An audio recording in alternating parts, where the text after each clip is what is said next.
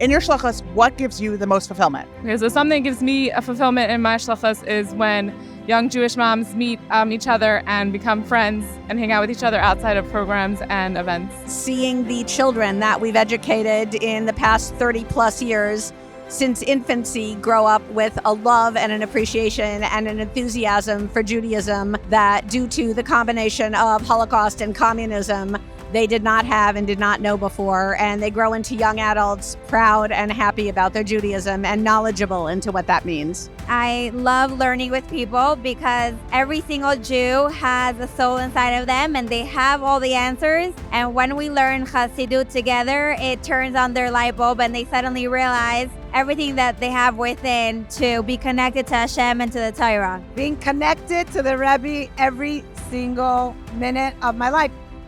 If I give you $850 right now, what would you do with it? I would give to tzedakah, and then with the balance, I would make some kind of fun raffle for my sister shluchais. The more you give, the more you get back. It really works that way. I would pay for 1 hour of our architect so that I could build the mikvah that our community desperately needs. I would start a Hebrew school in Crouch End. What is your most favorite part about going to Chabad? Just family.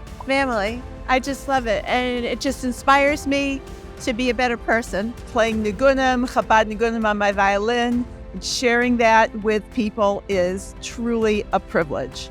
The most fulfilling part of our shluchos is to teach Chassidus and Lakutei Sichos and Tanya. I spend every Shabbos at Chabad. It's an amazing place. It's taught me so much. I've learned so much. When I have students coming to me for Shabbos and I feel like maybe I didn't do everything I could do for them, but then they send me a picture from another Chabad house and they are in connection with a friend of mine, taking care of them there. And it's just so fulfilling and so beautiful. I get so much fulfillment from being there for another Jew. It's the one-on-one connection. I go to the Chabad house in Memphis, Tennessee, and Rabbi Klein and Rivki Klein are two of the most warm-hearted, giving, loving people that you could ever imagine. They invite everybody, all stripes and colors, to their Chabad house, and Rivki has the most amazing and famous events that she puts on that everybody feels welcome at and enjoys being at. So I'm proud and honored to be part of their community. I love teaching kids, and I also like teaching adults. And what I love about it is the ability to make connections with other people, to open up new worlds to them, to inspire them, to let them think about things they've never thought before, and to see where the learning will take them. You are a shlucha in Kiev, Ukraine. We have 2 schools in Kiev. One of them is for children with autism, which is a very unique program, and a big Chabad house, and a youth program, and elderly programs.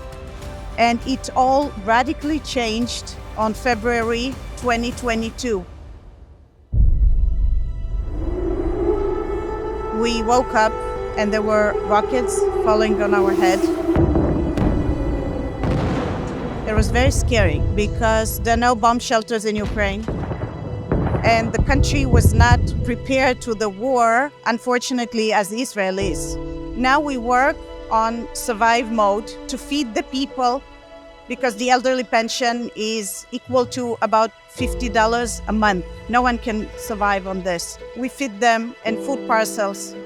Even the schools that are open, it's a charity program because the fathers are mobilized and the mothers has to work sometimes 2 shifts.